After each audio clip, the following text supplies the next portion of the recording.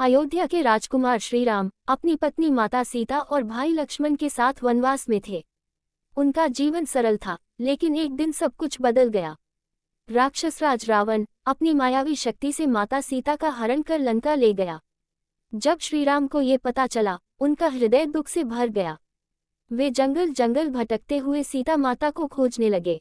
तभी उनकी मुलाकात हुई एक ऐसे वीर से जो उनके जीवन का सबसे बड़ा सहायक बनने वाला था। वह थे हनुमान जी। हनुमान जी सुग्रीव के मंत्री थे। जब उन्होंने श्रीराम को देखा तो उनके हृदय में एक अद्भुत आकर्षण और श्रद्धा जाग उठी।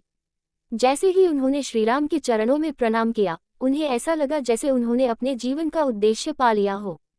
हनुमान जी ने अपने प्रभु की सेवा का वचन लिया। उन्होंने कहा, प्रभु, मैं आपकी सेवा में अपना संपूर्ण जीवन अर्पित करता हूँ। मैं माता सीता को ढूंढ निकालूंगा, चाहे इसके लिए मुझे आकाश ही क्यों न पार करना पड़े। सीता माता की खोज करते करते वानर सेना समुद्र के किनारे पहुंची। सामने विशाल समुद्र था, असीम, गहरा और डरावना। सभी वानर चिंतित हो गए कि इसे पार कैसे किया जाए। तभी जामवंत जी ने हनुमान जी को उनकी शक्ति का स्मरण कराया। हे हनुमान, तुम पवन पुत्र हो, तुम्हारे भीतर असीम शक्ति है, तुम इस समुद्र को पार कर सकते हो। हनुमान जी ने अपने भीतर झांका और अपनी शक्ति को पहचाना। उन्होंने प्रभु श्रीराम का नाम लिया और एक विशाल रूप धारण कर लिया।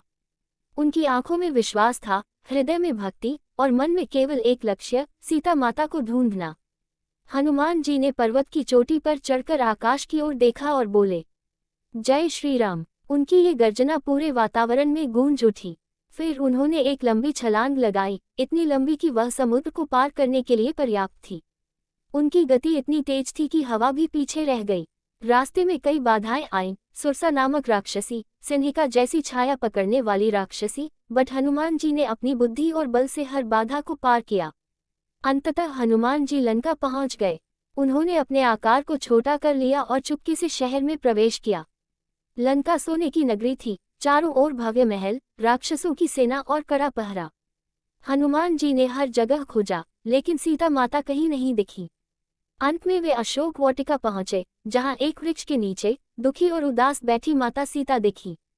हनुमान जी ने वृक्ष के पीछे से धीरे धीरे राम जी की अंगूठी नीचे गिराई। जब सीता माता ने उसे देखा, उनकी आंखों में आशा की किरण जागी।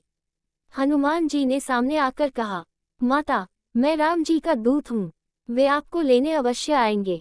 सीता माता की आंखों से आंसू बहने लगे, लेकिन इस बार वह दुख के नहीं, बल्कि आशा और विश्वास के आंसू थे। हनुमान जी ने सोचा कि रावण को अपनी शक्ति का एहसास कराना जरूरी है। उन्होंने अशोक वाटिका को नष्ट करना शुरू कर दिया। राक्षसों ने उन्हें पकड़ लिया और रावण के दरबार में ले गए। रावण ने क्रोधित होकर कहा, इस बंदर को सजा दो। उसने आदेश दिया कि हनुमान जी की पूंछ में आग लगा दी जाए। लेकिन रावण को ये नहीं पता था कि वह क्या करने जा रहा है। जैसे ही हनुमान जी की पूंछ में आग लगी, उन्होंने अपने छोटे रूप को विशाल बना लिया और पूरी लंका में कूदने लगे। पूरी लंका जलने लगी, महल, बगीचे, सब कुछ आग की लपटों में घिर गया।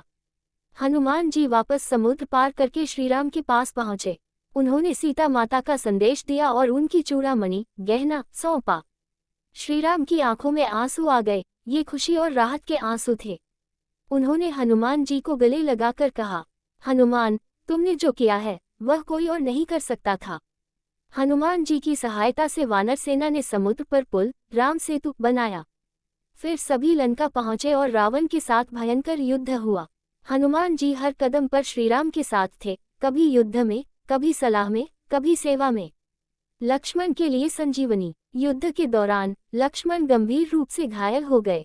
उन्हें बचाने के लिए संजीवनी बूटी की आवश्यकता थी, जो हिमालय में थी। हनुमान जी तुरंत उड़कर हिमालय पहुंचे, लेकिन उन्हें सही जड़ी बूटी पहचान में नहीं आई। तब उन्होंने पूरा पर्वत ही उठा लिया और वापस ले आए। ये था वह क्षण जब हनुमान जी ने सच में असंभव को संभव बना दिया। अंत में श्रीराम ने रावण का वध किया और माता सीता को मुक्त कराया। सभी अयोध्या लौटे और वहां श्रीराम का राज्याभिषेक हुआ। हनुमान जी को कोई पद या धन नहीं चाहिए था। उनका सबसे बड़ा सुख था अपने प्रभु की सेवा। उन्होंने कहा, प्रभु, मुझे केवल आपके चरणों में स्थान चाहिए। हनुमान जी की यह कथा हमें सिखाती है कि सच्ची भक्ति में अपार शक्ति होती है। जब मन में विश्वास हो और लक्ष्य स्पष्ट हो, तो कोई भी बाधा बड़ी नहीं होती। हनुमान जी ने दिखाया कि प्रेम और समर्पण से असंभव भी संभव हो जाता है।